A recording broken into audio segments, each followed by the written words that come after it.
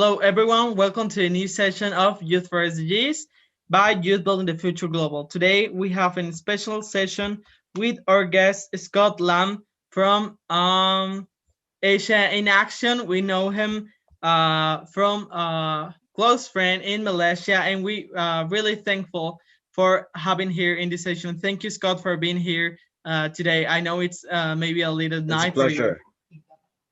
Yeah, it's 10:30 right now, 10:40 right now, but yeah, it's a good pleasure to be here and fire away, my friend. Thank you so much. And during this session, in Youth for SDGs, we try to discuss global topics of actuality, but give it a twist with sustainability view. So for this session, we want to talk about social media and freedom of speech. And as I was talking with Scott about this topic about social media and freedom of speech, how social media apps are related to our daily life. I think that we as young people, as a new generation, actually quite warm with social media. I don't know about you, Scott, but I would love to hear more about it. That you tell us what's your relationship with social media? How do you involve with social media? Right. I think as a any teenager to young adult between the ranges of 13 to 25 right now, almost everybody uses social media. Like Facebook, not so much, but Instagram definitely. TikTok, I guess that's considered social media, but I don't use it. But if you're looking at a personal level, yes, I do use social media every day. Either it's just to waste time. I think it's a great way to waste your time. If you're looking for productivity, maybe not use social media. But if you want to, if you're bored, if you're sitting in line, you're waiting for your food to come to you, yeah, I think social media is a great way to pass the time. But what kind of social media do you use the most and why? Ah, right. I personally use Instagram the most because a friend of mine actually recommended that to me about 4 years ago. 4 years ago, when I was in high school, and then I didn't use much of any social media besides Facebook, right? So I used Facebook to look for events, um, communities, and stuff like that. Like I like photography groups. I usually go through that. So my friend recommended me to use Instagram, and I was like, "Wait, what? Instagram? What's that?" And Instagram was quite famous back then, but I had no idea how it works. So I had an account, and I just started posting pictures of me from my video games, and I'm like, "Oh my gosh, this is not working. This doesn't make sense." So he says, "You need to treat something unique. So you need to sell yourself to you to the world. So you got to present yourself right." So I was like, "Okay, so this is me. So I did that, and then I started using stories. I started posting more pictures, stuff like that. So yeah, and then sometimes I follow some, and I also like follow some like my university social initiatives, and then I just look through to see for any opportunities, stuff like that. Yeah, that's why. Yeah, I think you topic telling in a specific topic that's actually really interesting. How productive is to use social media, and like from the last updates, not only on for example Android and iPhone. iOS systems. Now we have also in these social media apps, just like Instagram, Facebook, and I think YouTube. You can limit your time, the time you spend on each app, because Right, right. so I think that's Yeah, also something that is important to say. That's something that it's not only from our perspective, but it's also something that social media apps and platforms already know. Why? That they earn money. Their business is to have people working on the apps, clicking the ads and staying yeah. reviewing videos and commenting. Like interacting with the content. But that there are some documents, controversial information, like this Netflix document, which is social media. I don't know if you remember the name. This word, Netflix social media dilemma, where they talk about how social media interacts in the human behavior, how it affects our behavior when we upload more photos, when we are vulnerable to public opinion, and how that affects Right. our social Yeah. media, social Sure. mental health, and that stuff. So it is important, and I highlight that comment from you that saying about productivity, but how it's related this productivity with your work. Why not use social media, and why in what is scenario you wouldn't use social media, and in what is scenario you definitely will use social media? Right. I think two ways to look at this, but I just use one very simple word to describe it, and that is a matter of perspective, ladies and gentlemen. It's just the way that you look at things. Um, for example, if you post something on social media, one way or another, chances are you will be vulnerable to attacks, to threats. People will laugh at you. People will make hateful, disdainful comments at you. And you can't really control the outcome that way, but you can control what you let people see. If it's something private, if you're going on a vacation and you're leaving your house, no one's staying there, you are making yourself an open target. Now, this is for an example, of course. People will break into your house if like people know where you live. But it's like I said, a matter of perspective. In one case, which I will share something on social media, is something which I think will benefit the community, benefit the people that I know, my friends, my family. Like for example, I'm actually hosting a public speaking workshop soon, and I will be sharing that on social media here and there around the clock, telling everyone, "Hey, join my event. It's very cheap. You learn lots of stuff."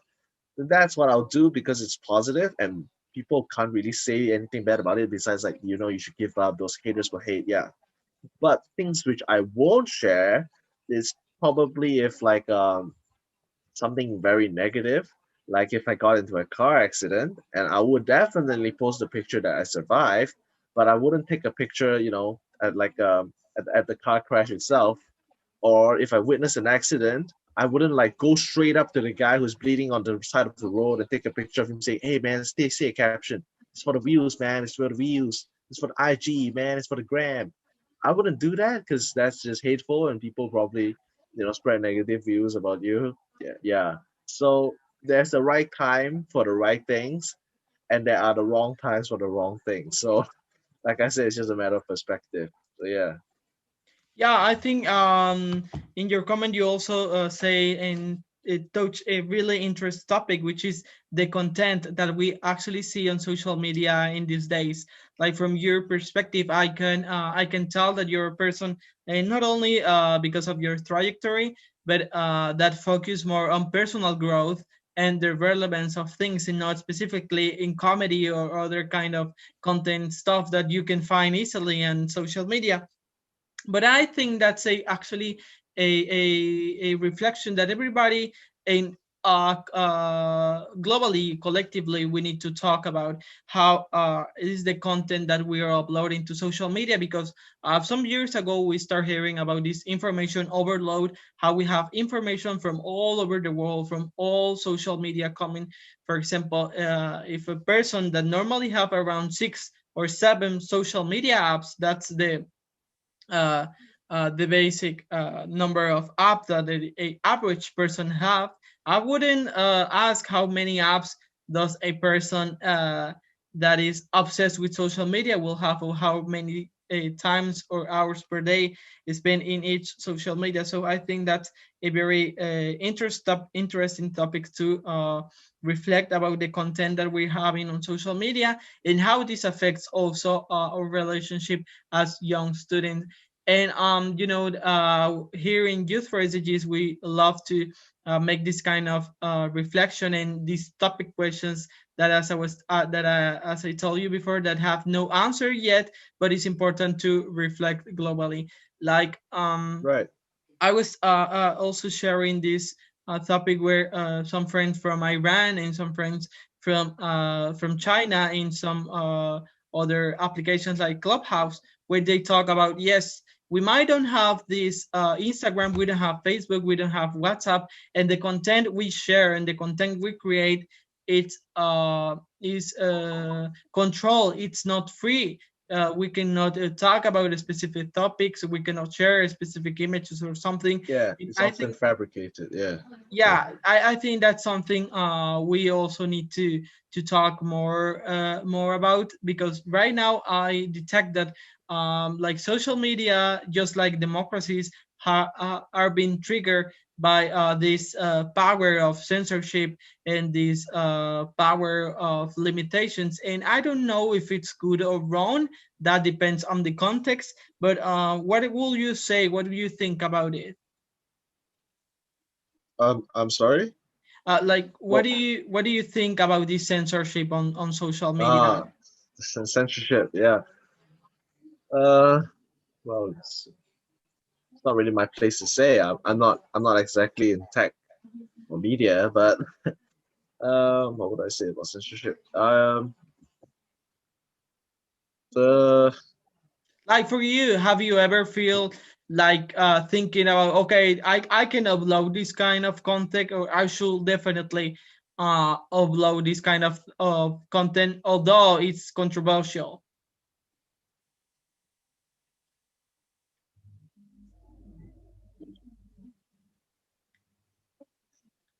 well, okay, yeah. Sorry, I took a while. I guess it depends on the situation. Then again, yeah, it really depends where you are at the moment, and it also reflects upon your personal character. I would say. I'm not bullshitting you. I'm not just speaking gibberish because I you might think that I have absolutely nothing left to say. But like seriously though, jokes aside, I still think it's a matter of you as a character posting what what reflects upon you yourself as a human being, right? Um, you can post violence or how do I say this? Nudity, for example, on social media, and then again, people would just like snap of the fingers, judge a book by its cover, and that's about it. And like how censorship comes into place is that it somewhat restricts all of um, these agendas from the public eye. So the what does the censorship committee, the government goes through after screening and screening is just to make it um, safer for the general public to view it.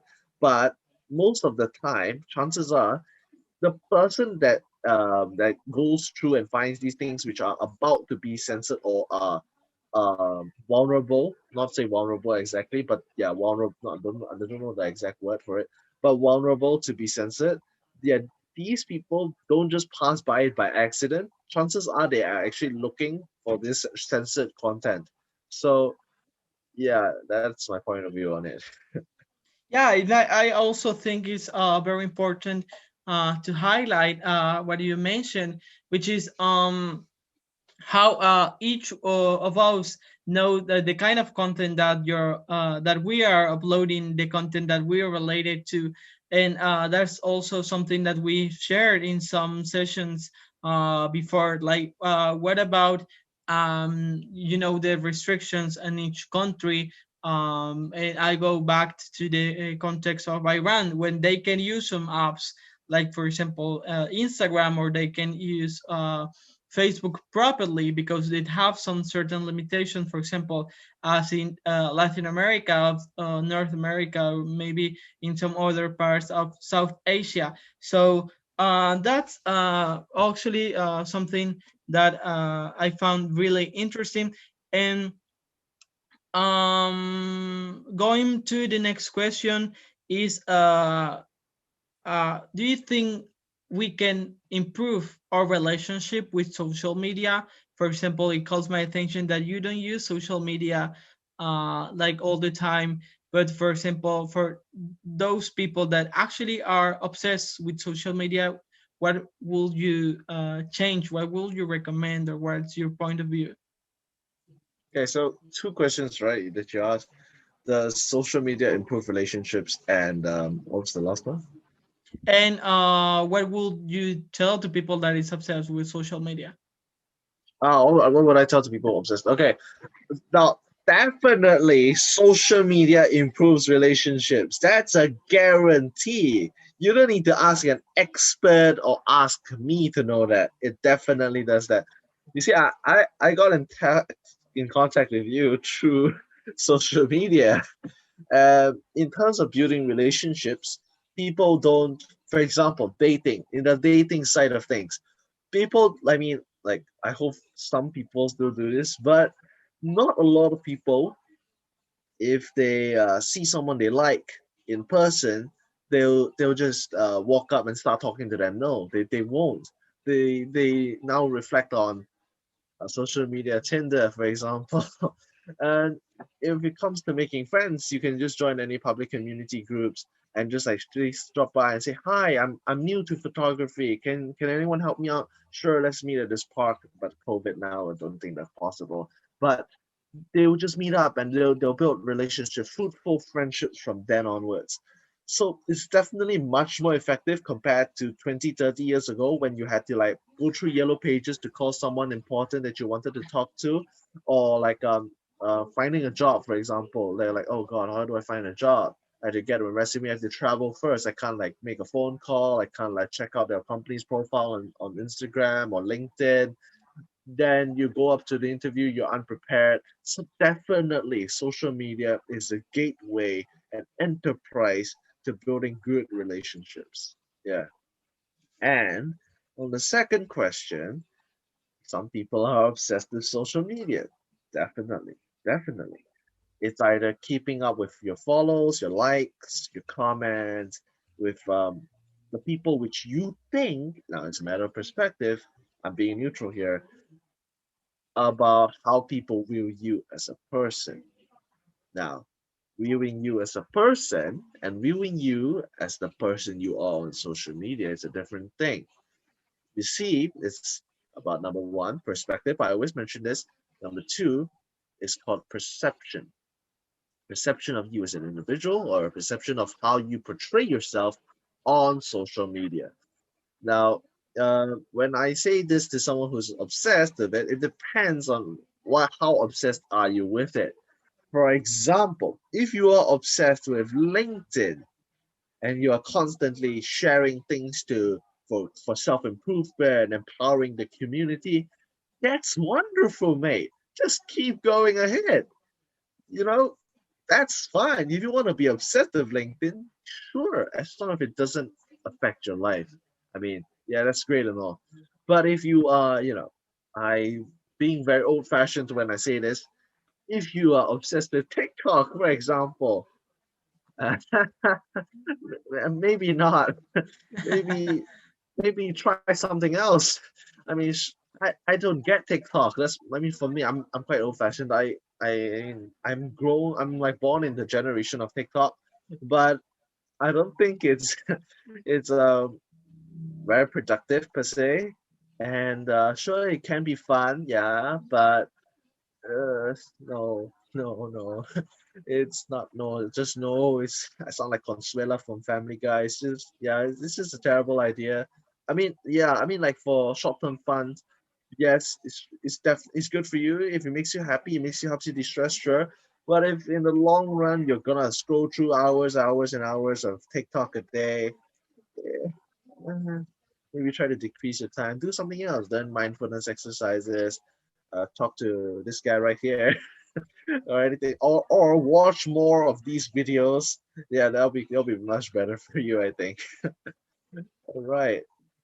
Yeah, definitely. I love that. How we also how we all can improve social media and how we all related to social media because at some sort of point we are all in social media. We are all contributing to create this global community on social media. As you mentioned, we know each other from Instagram. We start talking, and I shared this idea with you of creating this live, but also there are as this can improve the conversation on these topics, as this can improve um, to someone, if this motivated someone else to start doing conversation and to create something new and better for the community, this can also improve someone else in I think it's now time to talk about these bad communities, these communities where people reunite to not exactly doing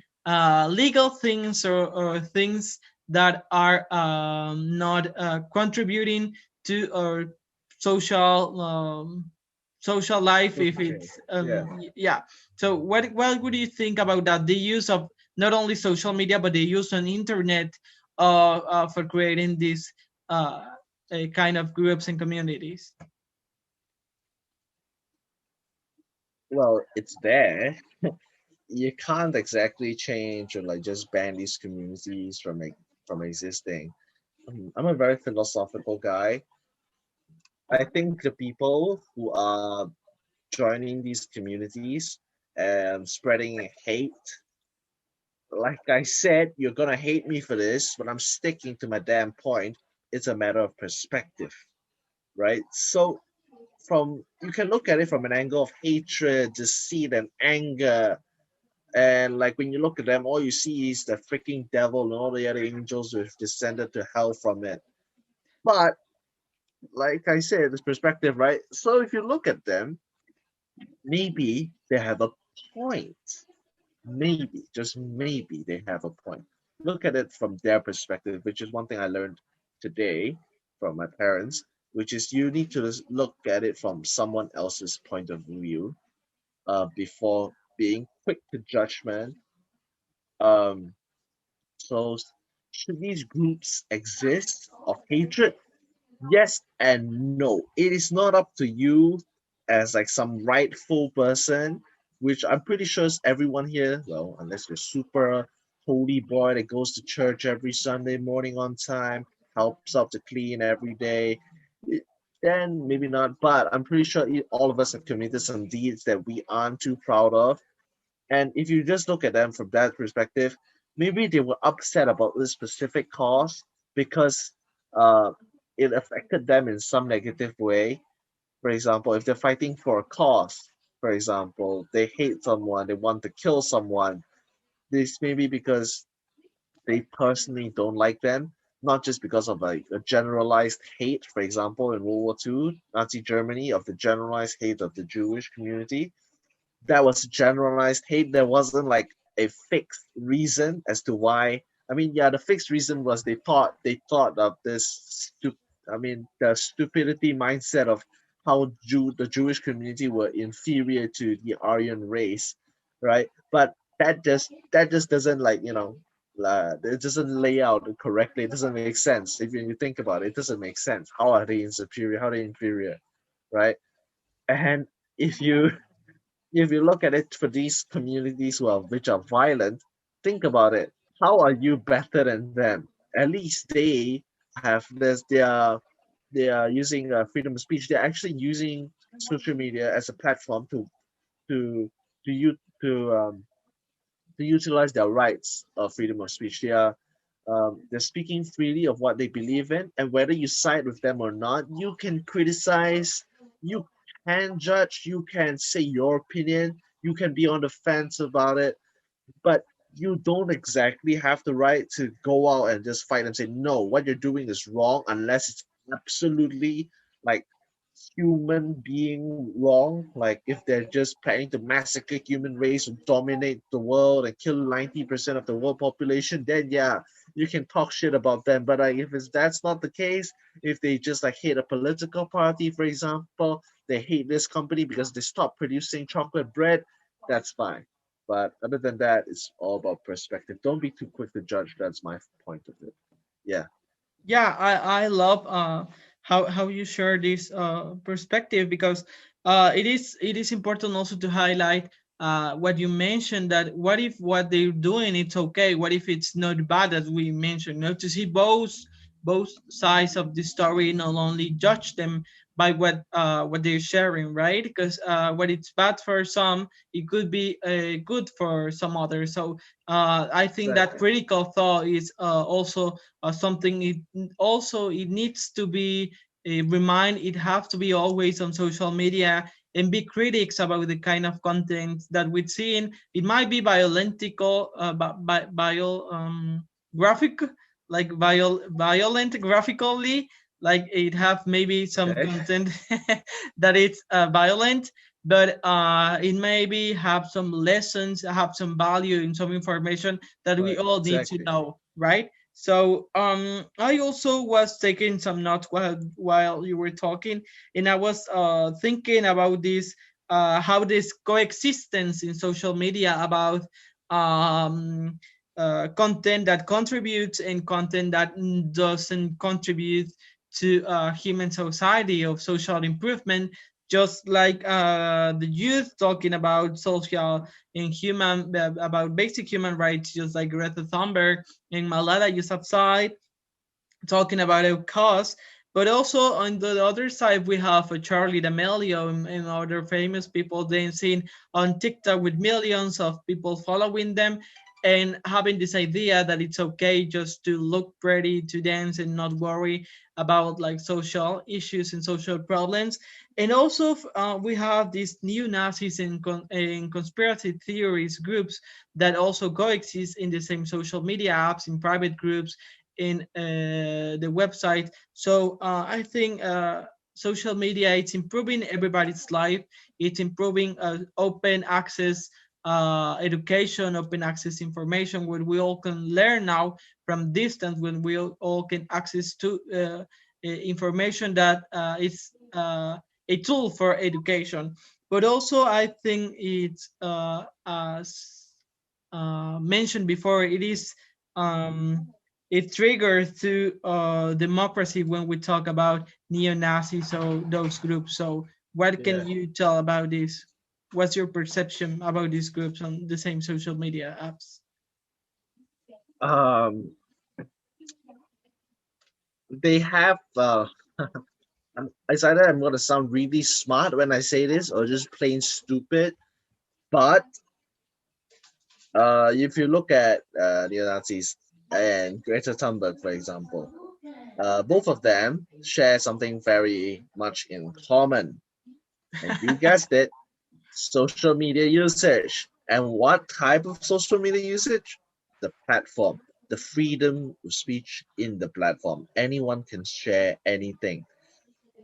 So, um, you can't exactly like just ban this abhorrent, abusive, hateful material on social media because there's gonna be a lot of them.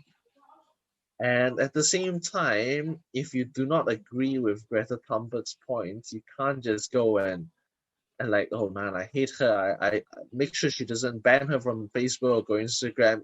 You can't do that either. So you can't like exactly reach a consensus between both parties. Like you don't do this and I won't do that. No, what I think the community and the people and the administrators or the I wouldn't say organizers but facilitators of social media can do is just accommodate for all of them and don't be don't oh my gosh, I'm using the same damn point. Just don't judge. Just plain and simple, don't judge.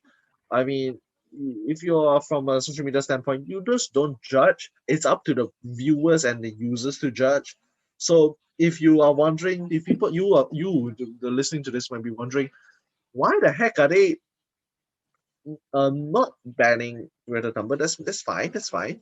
But why can't you? Why can't you ban these Nazis, Nazi supporters, or white supremacists on social media? Why can't you do that? Just make sure they don't post anything at all. It's because um, as the facilitator, they need to be accommodating to all groups, regardless of race, religion. They won't discriminate because they are at a neutral standpoint. And social media wise, they can't do so because who knows, they might have death threats or God knows what else. So yeah, Yeah, just let me know if I get this point. Uh, as we were talking, it is okay to collaborate, to tolerate. That's basic on any social media app. But right. for you, and I think that also calls my attention, that it's not up to social media to judge. We need to judge the content and the people. For example, if it's new Nazis or Greta Thunberg, if it's good or bad for society, but not let them application and the guidelines and legal theme to judge if Right. it's right or wrong. We need to judge them collectively. I think that's something important to highlight. But why would should be this way? Why do you think that But collectively? yeah, having the legal guidelines is very good. But yeah, it's really good actually. But if they post something like violence on social media that isn't safe for children, for example, below the age of 18 or 21, then that is actually that's acceptable. It's acceptable, right? But what I'm looking for is at the platform wise, and also because I myself personally have worked in media, but when I say that I have not experienced in tech and new media, it's because I I didn't work in social media. I worked for the press for as a journalist. So as a journalist, you can't even I personally, for example, if we are talking about a company, okay, now in Malaysia, everyone talks about politics. I'm not a big fan of politics, but as a journalist, we look a lot on politics. So when writing about politics, we usually have a fixed standpoint, which means we're usually almost all the time guaranteed on the fence, unless the journalist does something stupid and just sides with someone. But sometimes we do that, but we do that in an indirect point of view, where we say something bad about politicians in an indirect way. We don't say that outright say that, okay, this minister of defense is doing a terrible job of protecting the country. We don't say that. We just say that the allocations for the defense budget is decreased because of blah blah blah. Then yeah, you can actually figure it out that way. Uh, yeah. But yeah, in a collective mindset, I think that works. I think it works, but social media platforms, they have to be on the fence. That's from my point of view. They have to be on the fence. But when it comes to what you said just now about the legal guidelines, that definitely makes sense. Um, for the legalities that even word for all of things considered, and also for the protection of the users. Yeah. Yeah, absolutely. Because maybe some guidelines have some applications is to only use over 18, 15, or 13 years old, but there's 7 years old, 8 years old people actually using social media now in the kind of content that it's related and targeted to them. That's something that can affect in based on science and social studies that can affect their mental growth and their perception of society. So it might won't be a problem right now, but it can be on the future. So to this point, I just wanna thank Scott for the time for sharing this thoughts about social media and freedom of speech. I think it was really rich to have these points about the method perspective, the control that we see, and the choice and the judgment collectively, the freedom of speech. Can I That add something real quick? yeah, absolutely. Yeah. For example, freedom of speech and social media. I think one thing which I can really look onto right now is especially the riots and protests in Myanmar. I have quite a few Myanmar friends. Myanmar friends? What? No, no, no. Friends in Myanmar. I have quite a few friends in Myanmar, and I know the situation there is rather chaotic and in dire straits. And it sounds something out of a comic book or a post-apocalyptic movie or pre-apocalyptic movie. And while they are talking about how external parties are not taking charge into into handling the situation, like the United Nations or the ASEAN, the Association of Southeast Asian Nations. They are not exactly doing anything radical to make a quick, extensive, sweeping change to the situation. I think what the youths have done there is very significant, and that is the uses of social media. And while freedom of speech is rather limited right now because the government has somewhat declared freedom of speech isn't exactly liable. That's what I'll say. But and then again, um, students, members of the community, anyone, doctors, nurses, mechanics, chefs, all of them are doing something which they're using social media to spread awareness about the issue of what's going on, and that's really admirable. Um, so yeah, this is where freedom of speech comes into place. And although they can't exactly speak in public about it because they've banned protests, I don't want to say the wrong information or else I will be judged for that because vulnerability, right? And this is how I'm putting myself up on the pedestal for everyone to judge. But then again, it's really admirable for what if any people from Myanmar are watching this, yeah, it's really admirable, and I salute you for what you're doing. And we also need to raise awareness on how significantly important is freedom of speech. Like, remember, if you know the movie V for Vendetta, Guy Fawkes, right, on the 5th of November, it gathered everyone, and it was a unified voice, and a unified voice against an army can't hold. So what I'm saying is that even though the people in Myanmar don't exactly can, well, um, well, can use their voice, their freedom of speech to the fullest at the moment, they're turning to social media to express their feelings. And I think that thanks to social media as a platform, we people at the outsiders become aware of the situation. That wasn't a short story, but okay. Thank you so much, man. Yeah, no, thank you so much, Scott. That's exactly the whole point of this conversation.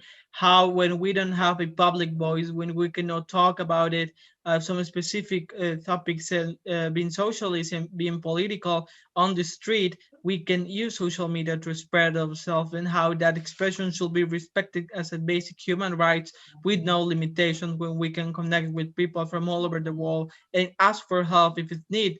We also know that violence and domestical, yeah, domestic violence have increased due to COVID-19 and isolation, and some people cannot go out of their houses to share their stories, but they're using social media, and there's a lot of cases when we can use social media to spread ourselves and ask for help, and improve someone's people life while using these social media apps. So I think that could be a next um, conversation topic to talk about with Scott, an update of this That's it. conversation. But till Yeah, this it's great point, talking I to you really guys. appreciate your participation. Thank you so much. And if you don't want to add something else, I'll see you in the next time. Thank you so much.